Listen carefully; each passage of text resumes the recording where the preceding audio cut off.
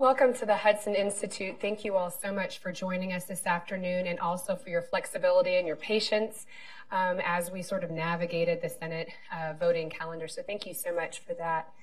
Today we have the privilege of having Senator Ted Cruz with us.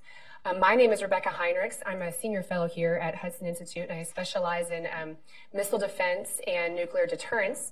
And our subject today is about North Korea, the latest threats from North Korea, what the United States is doing in response to those threats from North Korea, and then other ideas that the United States should perhaps implement as well. Senator Cruz needs no detailed introduction. You all know him well. He is a prominent voice in Washington.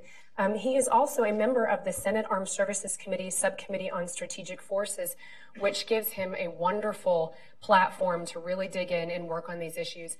The senator has been very busy leading on offering some responses in what the United States should do in dealing with the North Korean threat and to better protect the United States of America. And so it is my privilege to introduce him. He's going to provide some remarks. He and I will have a conversation about that. And then we hope to take a couple of questions from the audience. Please do join me in welcoming Senator Ted Cruz.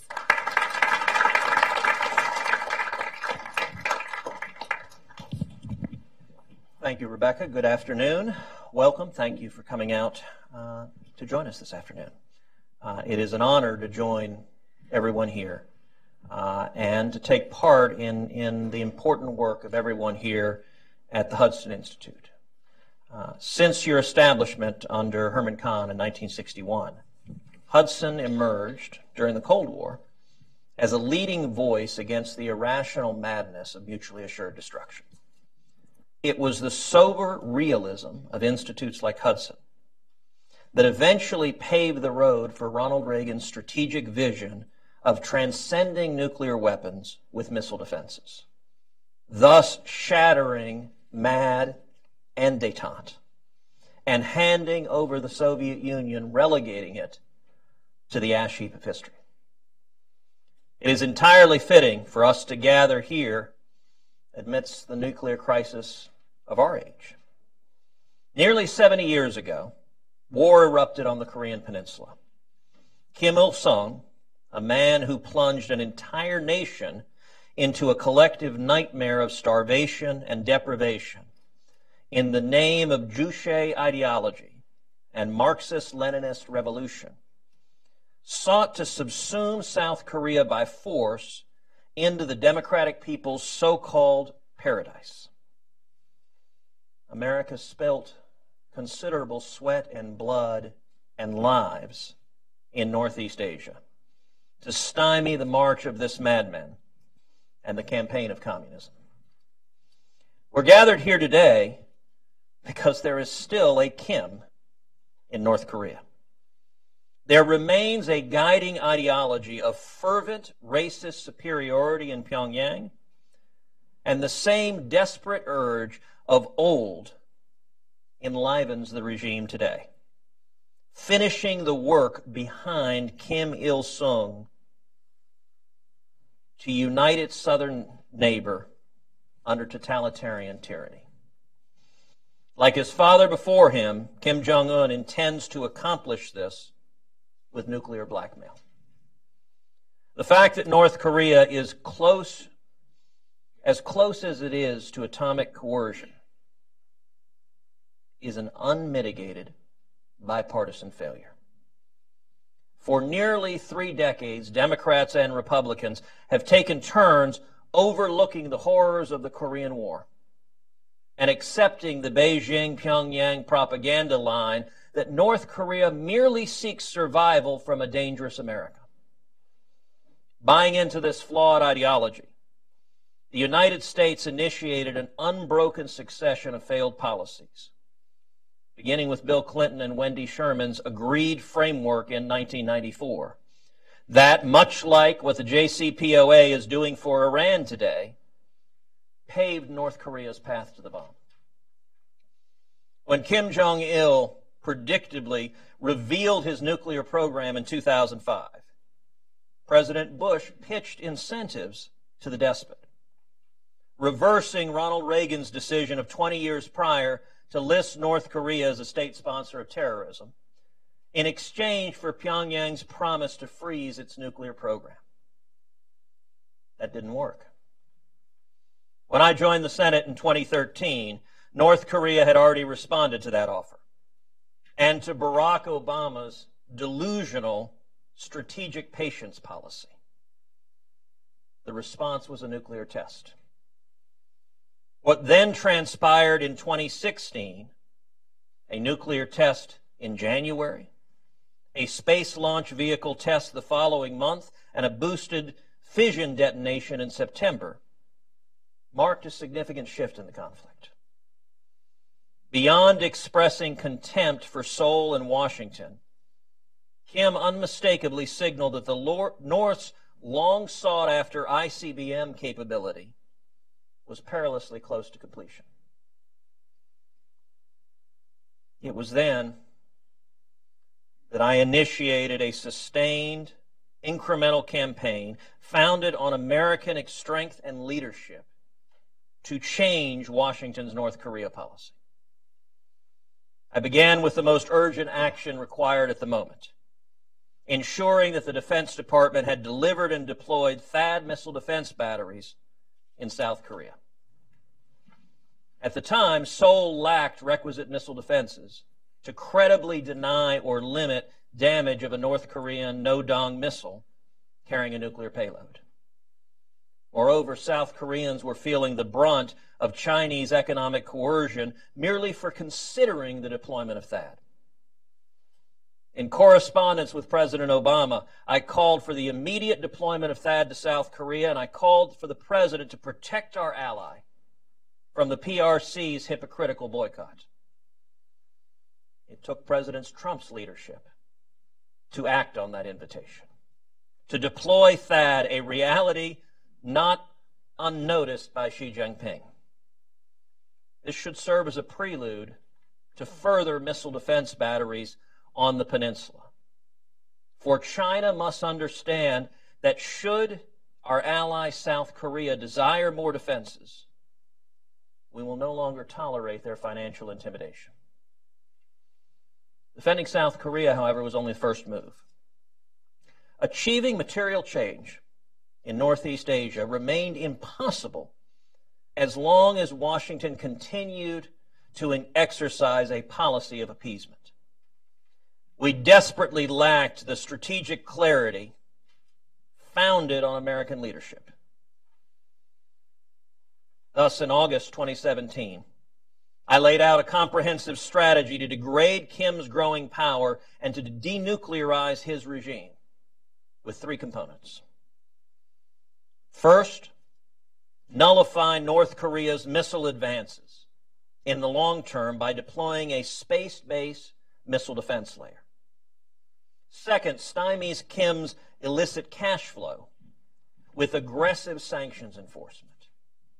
And third, challenge the lies that underpin his hold on power with dedicated, persistent information operations. Implementing such a comprehensive strategy required a decisive break from the past. Changed thinking always precedes changed action. For this reason, I prioritized relisting North Korea as a state sponsor of terrorism. The Bush administration had delisted North Korea, not because the regime changed or ceased to sponsor violence, but because Washington believed it would bring peace in our time. Returning to the Reagan policy of peace through strength to defeat radical ideologies and deter aggression remained impossible as long as this belief persisted. Our current task is to align our policy with this renewed conviction. Our past presumption of fault and culpability wreaked havoc on our sanctions policy. You may have noticed there's no lack of North Korean sanction bills on Capitol Hill. Now we need to act. The North Korean Sanctions and Policy Enhancement Act of 2016, which I enthusiastically co-sponsored, compelled President Obama to actually implement the law. A sadly novel concept.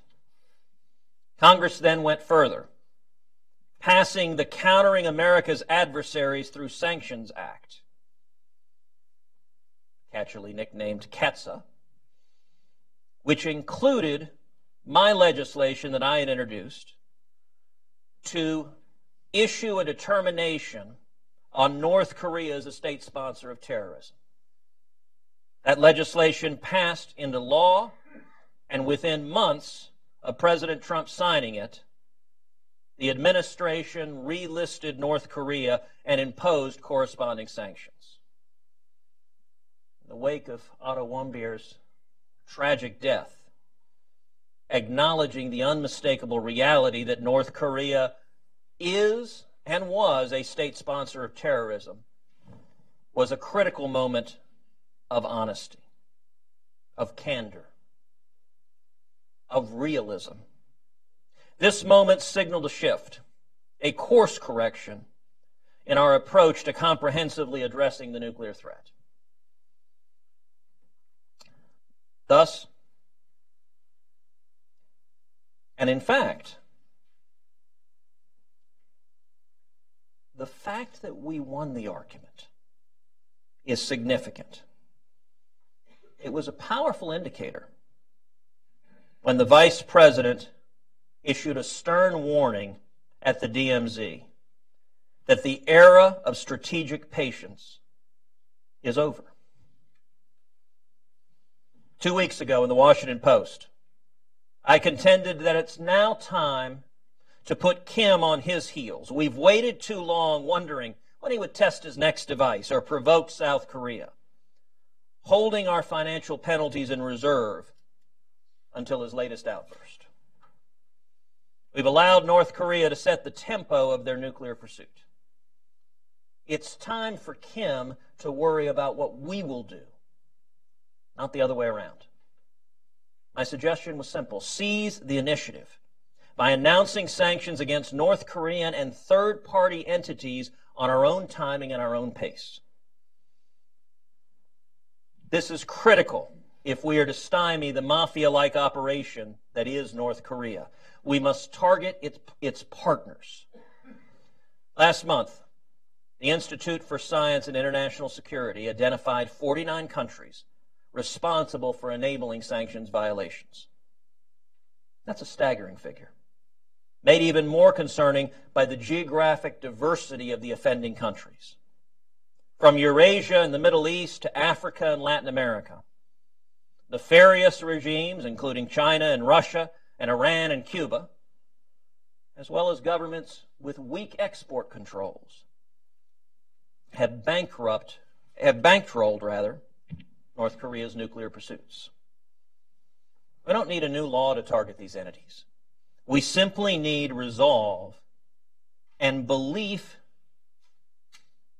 in American power defending American interests, with a clear-eyed understanding of these offenders, especially China.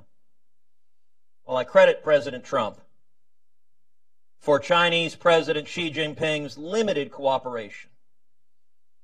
Recent reports of Chinese vessels violating sanctions by selling oil to North Korea on the high seas only reinforces my long-held skepticism of Beijing's empty promises. The process of denuclearizing North Korea remains incremental and deliberate. I believe we can turn the tide on the peninsula, but only if we adopt a new framework informed by U.S. resolve and decisive leadership. I'll continue working with the administration and with my colleagues in the Senate to secure nothing less than the complete nuclear disarmament of Kim Jong-un and the restoration of peace to Northeast Asia. Thank you, and I look forward to the Q&A.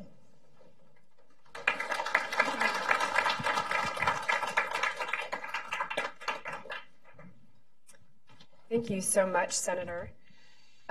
That gives us so much to talk about here. One of the things that I think is so important for the conversation about North Korea is there seems to be two different camps from those who talk about North Korea and provide commentary for what we should do. One of the camps is sort of the one that Susan Rice is in. The former National Security Advisor to President Obama. She recently wrote an editorial. I feel confident I'm not going to be in this one. I think I feel confident that your confidence is accurate there. And what she said was essentially, it's too late to do anything about North Korea, and now we can just deter North Korea like any other nuclear state. And then the other camp is the one that H.R. McMaster is, talks a lot about how that's just simply not possible to do with this regime because of the nature of the regime. And you, in fact, have been a very compelling voice on this subject, and you talked a little bit about just the nature of the regime and why the regime matters.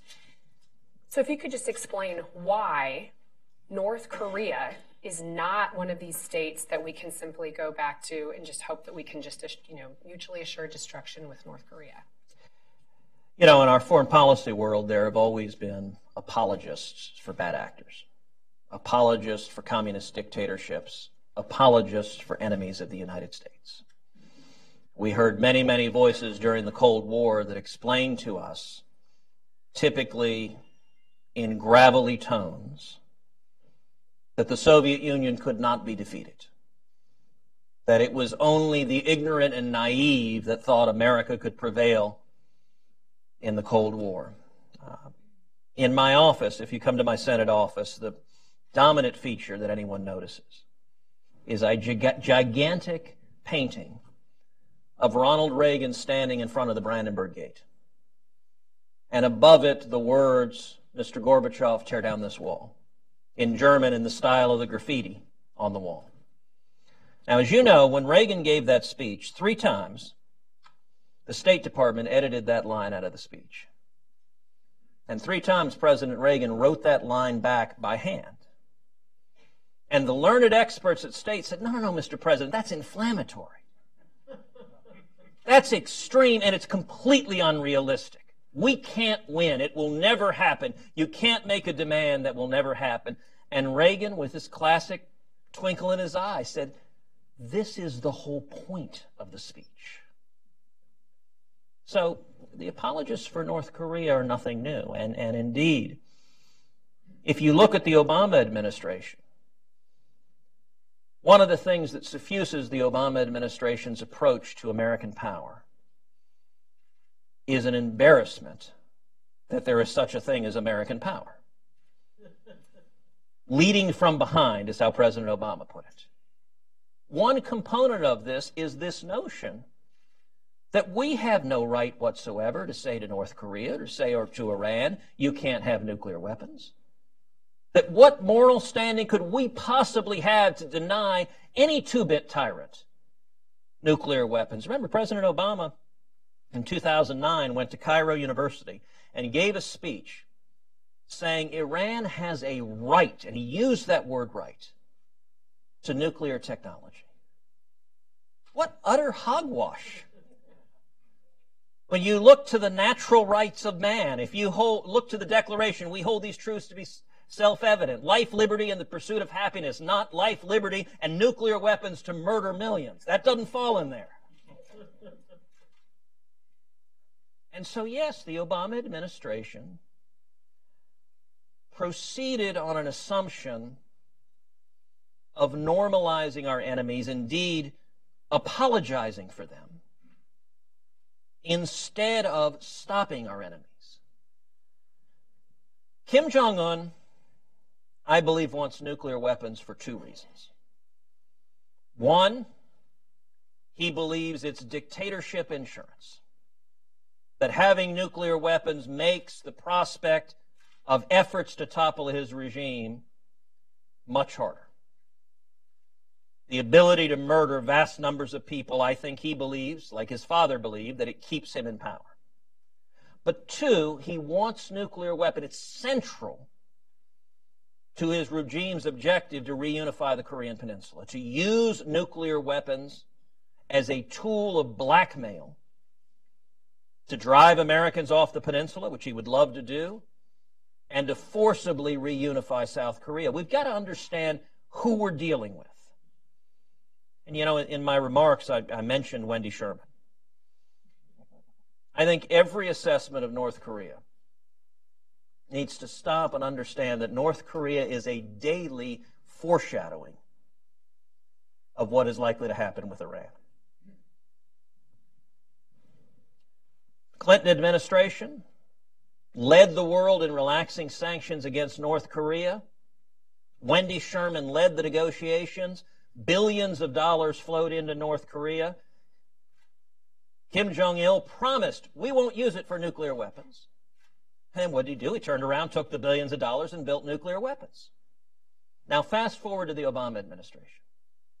The Obama administration recruited Wendy Sherman back to government to lead the Iran negotiations. Now, Rebecca, I want you to think about it. It really is stunning that they wanted the only person on the face of the earth who has already screwed this up. There's 7 billion people on planet Earth. You could walk up to someone on the streets of Washington, D.C., say, excuse me, sir, have you already screwed up a nuclear deal and sent billions of dollars to a despot who turned around and developed a nuclear arsenal? No? Okay, you're more qualified than Wendy Sherman to lead this negotiation. And what happened with Iran is they repeated the same mistakes. They negotiated essentially the same deal. And without very substantial changes, the outcome will be the same. Except an Iran with nuclear weapons, I believe, would be even more dangerous than a North Korea with nuclear weapons, because in addition to a brutal and oppressive despot, you have religious zealotry that glorifies death and suicide. So I think the odds are unacceptably high that the Ayatollah would use nuclear weapons, not merely use them as a threat. Great points. And I would just also say, too, North Korea, a lot of folks who say that it's okay if North Korea, that we can just deal with North Korea having nuclear weapons because all they care about is regime survival, that the regime has actually already threatened and coerced the United States with these military exercises we have with our South Korean allies, with our Japanese allies. The United States wants to test our own weapon systems, our ICBMs or our missile defense systems. The North Koreans oppose that and try to coerce us. So the coercion and the blackmail will continue as long as they have nuclear weapons. Well, and let me note, if there were a little black book or a little red book on lessons for dictators, there would be a lesson that any observant despot would draw of recent years. Libya had a program of developing weapons of mass destruction. In response to the Iraq War, Gaddafi said, never mind, and stopped the program. And then the United States helped lead bombing efforts that toppled Gaddafi and ended up turning Libya into a nation torn to pieces by warring radical Islamic warlords. Ukraine. Ukraine used to be the third largest possessor of nuclear weapons. United States, Russia, Ukraine. Ukraine voluntarily gave up their nuclear weapons. Unprecedented, actually, in world history, any nation giving up that quantity of nuclear weapons. They did so in exchange for a promise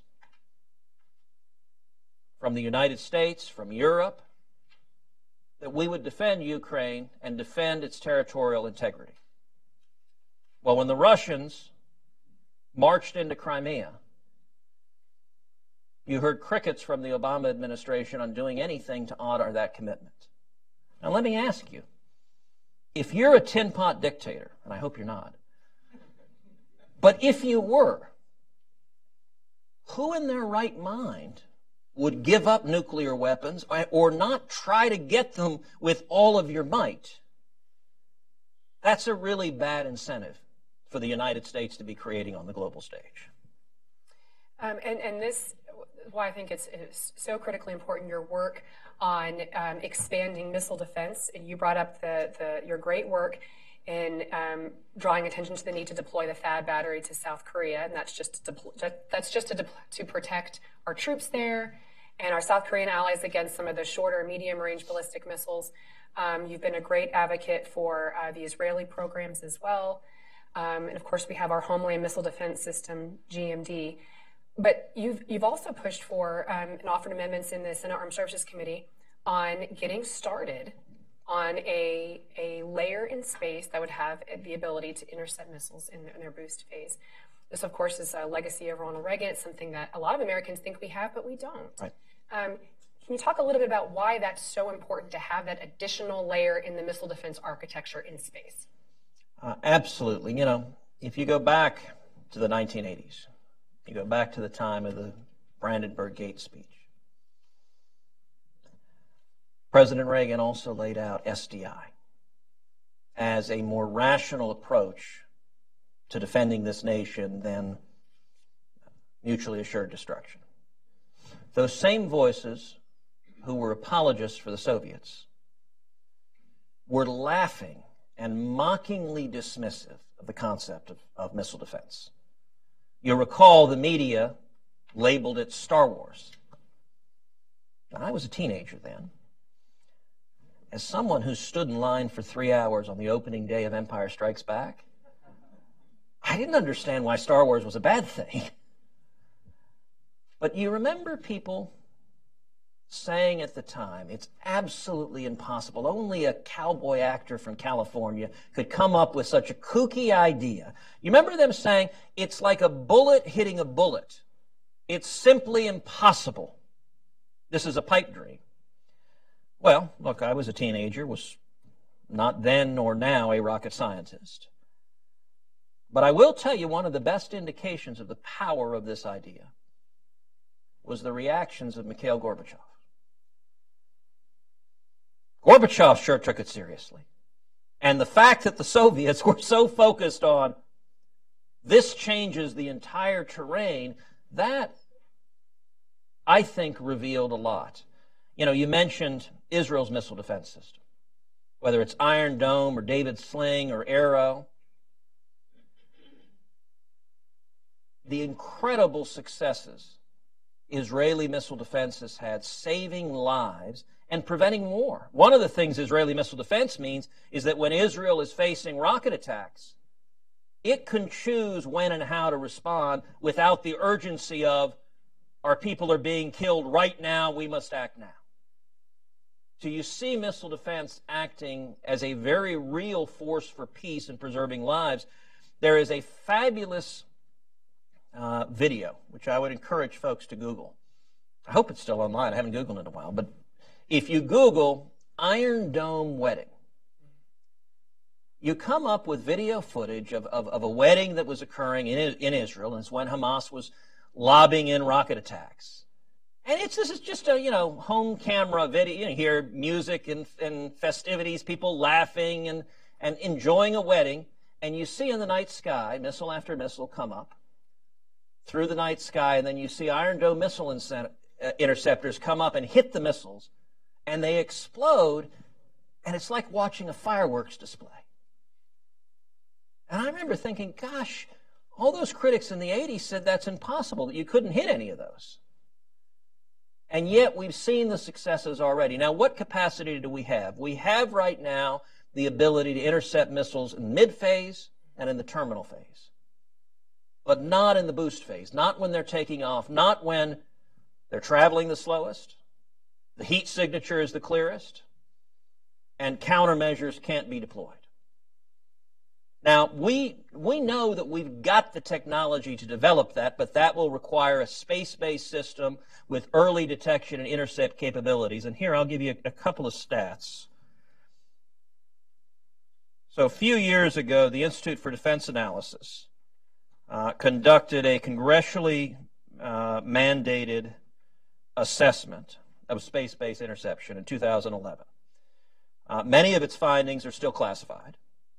But the IDA informed Senator John Kyle in June of 2011 that a space-based interceptor layer could contribute to the defense of the U.S. homeland, target missiles in their boost phase of flight, defend against ICBMs launched by both North Korea and Iran, engage anti-ship ballistic missile threats, including aircraft carrier defense, be developed within 10 years, and defend itself against ASATs.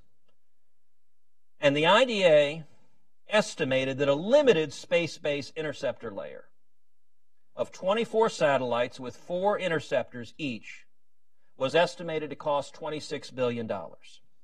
And that assumed a 20-year life cycle with 1 full constellation replacement after 10 years. Comparatively, a much bigger and more comprehensive global satellite constellation with 960 satellites under the same assumptions was estimated to cost $282 billion. Now, compare those costs with the estimated $40 billion to date that has been spent on ground-based mid-course defense, that a 2016 GAO report stated the flight testing was insufficient to demonstrate that an operationally useful defense capability exists. When you've got Kim Jong-un developing ICBMs that he claims can deliver a nuclear warhead to any city in the continental United States, that's not an acceptable state of affairs. And I would note we've seen steady legislative progress on this. So you mentioned legislation on the Senate Armed Services Committee. In 2015, I offered an amendment that was adopted to the National Defense Authorization Act, tasking the Missile Defense Agency to begin initial concept development for a space-based ballistic missile intercept and defeat layer. And that was adopted and signed into law. In 2016, I offered another amendment to the NDAA, which would modify U.S. policy concerning the deployment of effective missile defense, and in particular, according to the National Missile Defense Act, signed by President Clinton in 1999, quote, "It is the policy of the United States to deploy as soon as technologically possible an effective national missile defense system capable of defending the territory of the United States against limited ballistic missile attack, whether accidental, unauthorized, or deliberate." And the amendment I introduced simply struck one word, the word limited, so that we're defending not against limited ballistic missile attack, but ballistic missile attack writ large. What proceeded in the SASC was an energetic debate that broke down on predictable party lines. But at the end of the day, it was adopted and passed into law, and I think that's an important step to take us to the next step of developing and deploying the missile intercept capability to keep the country safe. And I would just say, too, we here at Hudson also did a study that highlighted the results of that IDA study as well, showing that, in fact, a lot of people say that a space layer is just cost prohibitive, but we can do an initial layer. And because of the technology that we've proven, the hit-to-kill technology, this is not something that's technically too difficult to do. It's just a matter of the political hurdles or the policy on the part of the U.S. government. It's not truly cost, and it's not the technical aspect as well. And just one more point on that, we can add it to the overall missile defense architecture. So we can have a sea-based, land-based, boost phase, mid-course, terminal, and have this layered architecture. And we can do it, if you just look at how much Barack Obama cut out of the missile defense budget, about $2 billion a year. If you just plug that $2 billion back in, you could get to that $20-odd billion over the course of a 10-year life cycle cost, and then doing it 2 times. To quote the movie Jerry Maguire, you had me at hello. So it is, just to emphasize that, it is technically possible, and certainly we're to the point now where it no longer makes sense to intentionally keep our arm tied behind our back. And it's not just North Korea and Iran. We also have China and Russia to deal with as well. And then one last question, and then I'm going to turn it over to the audience. If you do have questions that you've already written down, you can pass it to the aisles, and I think my colleagues are going to collect those. I want to talk, you mentioned sanctions and how there's all kinds of sanctions bills still. When President Trump came into office, I often heard people say he wants to introduce more sanctions, but North Korea is already sanctioned to the extent that anybody possibly could, and the reason that the Obama administration didn't sanction it further is because there's nothing left to sanction. And in fact, the pressure campaign has resulted in increased sanctions.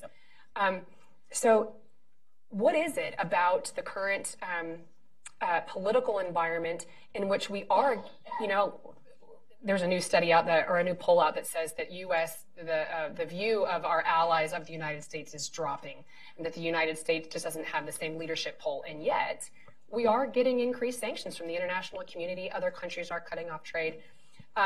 So can you speak to that a little bit? And then also, is it to the point now where we need to start taking it tougher to China specifically, and perhaps even starting to sanction more Chinese entities for their failure to comply with some of these sanctions? On the second part, yes. Absolutely yes. On the first part, for 8 years, you had a real divide between Congress and the Obama administration on how to deal with North Korea. As we talked about the opening part of the Q&A, many in that administration were apologists for the regime, and so lacked the political will to actually implement the sanctions. And it stems from an ideological belief that there's nothing fundamentally wrong with North Korea or Iran having nuclear weapons. I think that ideological belief is nuts. But it was the manifest foreign policy view of the executive for 8 years. So you saw sanctions legislation in Congress, but an executive who did not want to exercise that. I think with the new administration, we have a far more clear-eyed assessment of our adversaries and a willingness to exercise U.S. force, whether economic force, whether diplomatic force. There are all sorts of ways to exercise American power short of sending in the Marines. And we should be doing so for most countries, for most companies, given the choice between access to the U.S. markets or doing business with North Korea, or for that matter, doing business with Iran. Any rational country and any rational company will choose the former. Access to U.S. markets is a big, big deal. And what has enabled North Korea to skirt a lot of these sanctions is willing partners who are complicit in skirting the sanctions. And I think we need to be far more aggressive in implementing the law on the books and moving more and more to North Korea being a pariah country with maximum economic pressure on it. I want to bring those questions up here to me. I will point out, too, a lot of folks will say whenever we talk about a space-based missile defense layer, they say, well, aren't there treaties that prohibit that? And just 2 points on that, too. It was President Bush that withdrew the United States from the ABM treaty right after 9/11. And because of that, that paved the way for us to have the current missile defense system. If he hadn't done that, we wouldn't have the ground-based mid-course defense system today that is providing protection against the North Korean threat, even if it isn't as robust as it could be. And also that there's no treaty that prevents the United States from going to space and providing that extra layer. Well, and let me underscore, a lot of people say we don't want war to go to space. Well, anyone who says that is living in a world disconnected from the reality of 2018. And that's much like seeing a threat and plunging your head in the sand and saying, I don't want that threat to exist, so I refuse to acknowledge it. Whether we like it or not, war has gone to space. And I think I'm the only senator who serves on the Senate Armed Services Committee, the Commerce Committee, and the Judiciary Committee, all three. And on Commerce, I chair the Science and Space Subcommittee. So I'm looking at space both from the defense perspective, but also through the commercial perspective and the private perspective. Our economy is immensely dependent on space and satellite technology. And our military is immensely dependent on satellite and space technology. I'll tell you some of the most chilling briefings I've received in a classified setting are briefings about the extent of our vulnerability to having our satellite networks disabled. And numerous of our adversaries are investing heavily in this, none more so than China. A question I frequently ask military leaders when they come before the Armed Services Committee is, when's the last time you drilled in a space-down environment? If you're piloting a ship, if you're piloting an aircraft carrier, do you know how to do it with compass and the stars? If you're flying most technologically advanced aircraft in the world, do you know how to do it without GPS, without navigation, without weapons targeting? It's an enormous advantage to us, we've seen when we have gone to war, the technology that we derive from space, but the investments our adversaries are making to taking out our space capability. And as a result, to massively weakening our ability to defend ourselves and to project force, that is frightening, and it calls for serious investments,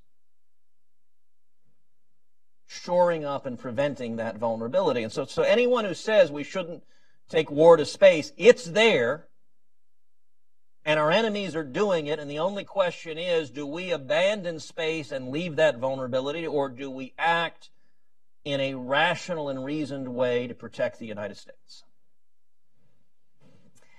We've got a question here about an important one.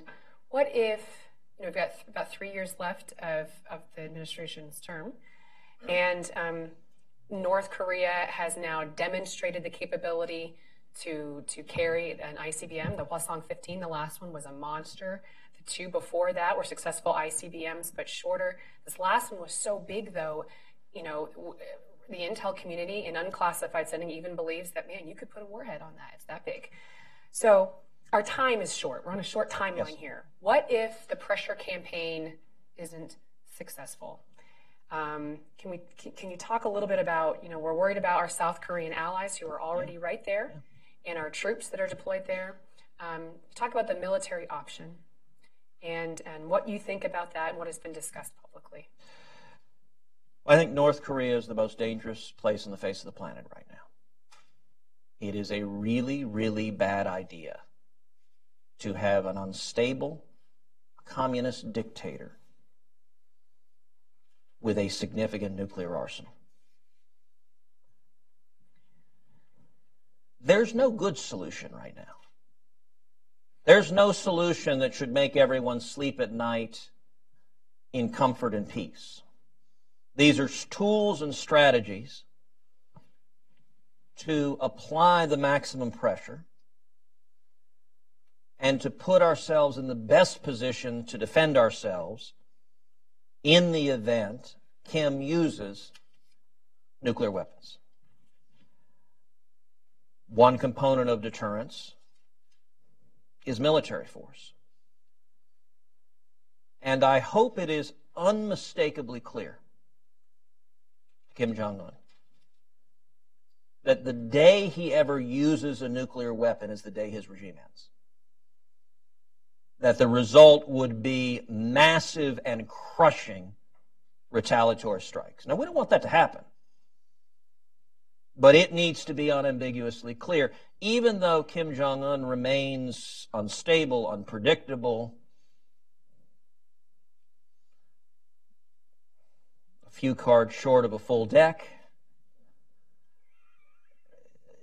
what we do know about him is that he's a megalomaniacal narcissist who desperately wants to stay in power, so that we hope some degree of rational deterrence is possible. That being said, we should draw the lesson. This is a bad situation. Let's not let it happen in Iran where it's even worse. Because the difference with Iran, if the Ayatollah Khamenei acquired nuclear weapons and they're testing ICBM technology, I think the odds are unacceptably high he would use those weapons in the skies of Tel Aviv or New York or Los Angeles. And any rational world, if you detonate a nuclear weapon over Israel, you could murder millions of Jews. Now, Khamenei would know the response would likely be immediate and overwhelming retaliation, taking the lives of millions of Iranians. Now here's the problem. As a religious zealot who glories in death and suicide, that might be an acceptable trade-off to him. That underscores, let's not be in this situation. After the fact, let's act now to stop Iran from getting the nuclear weapons so we don't have to find out if he would use them. And in the meantime, use every tool we can on North Korea to deal with the unfortunate situation in which we find ourselves. And there is plenty of evidence that the North Koreans and the Iranians cooperate on Yes. missile development. And so it really is one of the major problems with the JCPOA, the Iran deal, is the North Koreans could watch and see exactly how the Iranians played that hand. And that perhaps the North Koreans, the lesson that they learned was just persist long enough and the United States might just simply give in. You know, you look at the Iran deal on its face. You look at elements such as, I think it's 21 days advance notice before an inspection. Here's an analogy I've used before. Let's say you're passing a RICO federal law, a money laundering law targeting, let's say drug dealers. And you provide, before any search warrant can be executed on any drug dealer, you have to give him 21 days advance notice of the time and place of the search. Now, how effective do you think those searches would be? You know, I'm a movie fan, so I envision the prosecutor picking up the phone and calling Tony Montana and going, "Hey, Tony, we're going to search you in 3 weeks."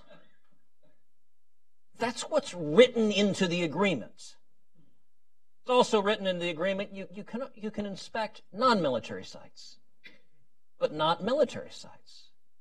Well, gosh, where do you think the Iranians are going to do the nuclear testing?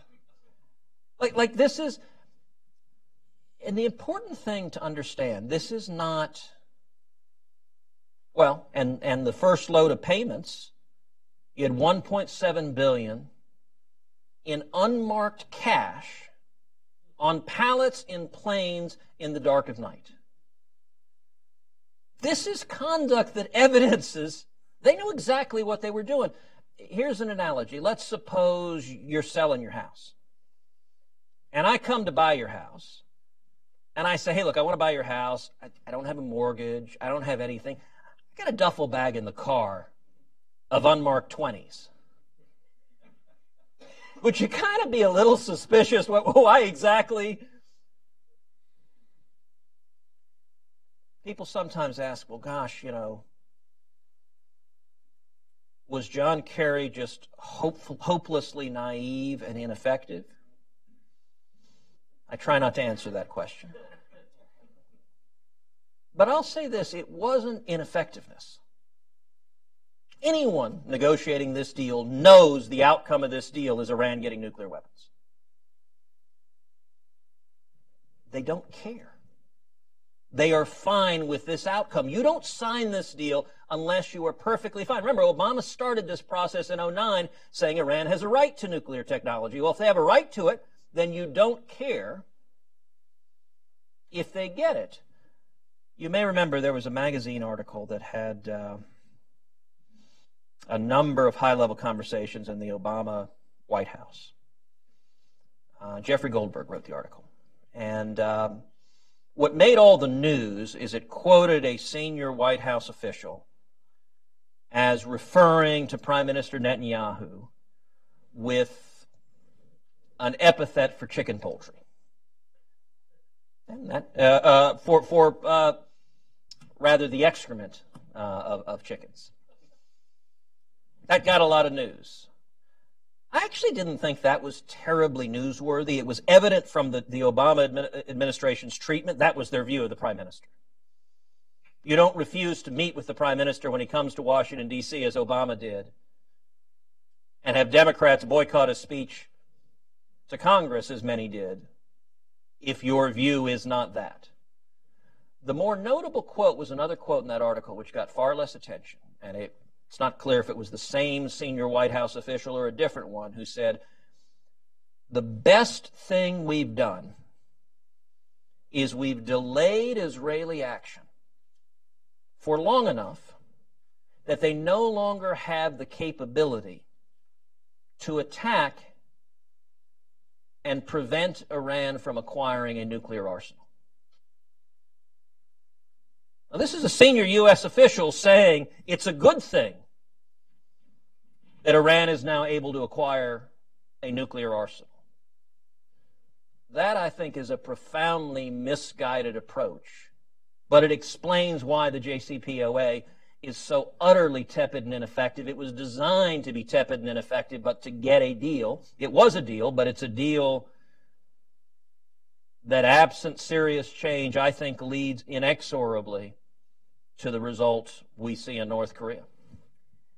Got time for one last question, and it's one that has been asked repeatedly, so I'm going to listen to the crowd and ask it. The Olympics, the Winter Olympics are coming up. The South Koreans are clearly desperate for anything that looks like progress in moving away from the potential military force and option.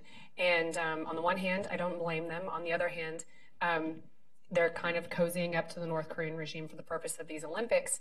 What is your take on that? And how does, you gave a great, I think, a point that is underreported, underappreciated about how difficult the political stress that the South Koreans were under when we were trying to deploy that THAAD battery, and how the Chinese then implemented that boycott that really hurt the economy of the South Koreans. So they're in a really tight spot, to put it mildly. How do we navigate that? How do we bring them in so that there's no daylight between us and the South Koreans, and then especially moving towards these Winter Olympics? Look, the South Koreans are in an incredibly difficult situation. They have a neighbor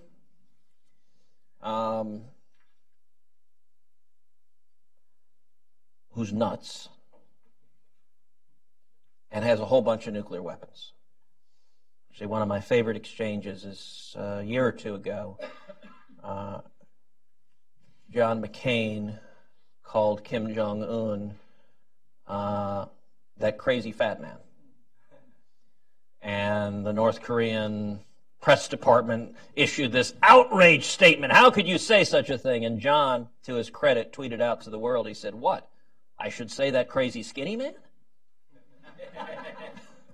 I promptly retweeted McCain. In our Senate lunch, I hit retweet. The South Koreans are in a very difficult position. And I'll tell you, you asked about the military option. As you go through the projections for different possibilities of direct military conflict, an awful lot of the outcomes involve tens of thousands or hundreds of thousands of casualties, potentially within hours. If you're the South Koreans, you'd be nervous about that too. That those are not good outcomes. What I would say on the Olympics is, in this debate, I think we need to avoid being distracted by shiny objects. Avoid being distracted by the noise. When I called a couple of weeks ago for us to dictate the timing and tempo of sanctions, not to wait for the next test and then we'll do a little sanction here, and the next test we do something here, and they seem to be making nice on the Olympics, so we hold back and don't do anything. We need to dictate the approach because the objectives here are profoundly dangerous. And so I think it requires a steel-eyed realism and clarity as to what the regime's objectives are and what their capabilities are, and using every tool we have to protect against them. Well, Senator, thank you so much.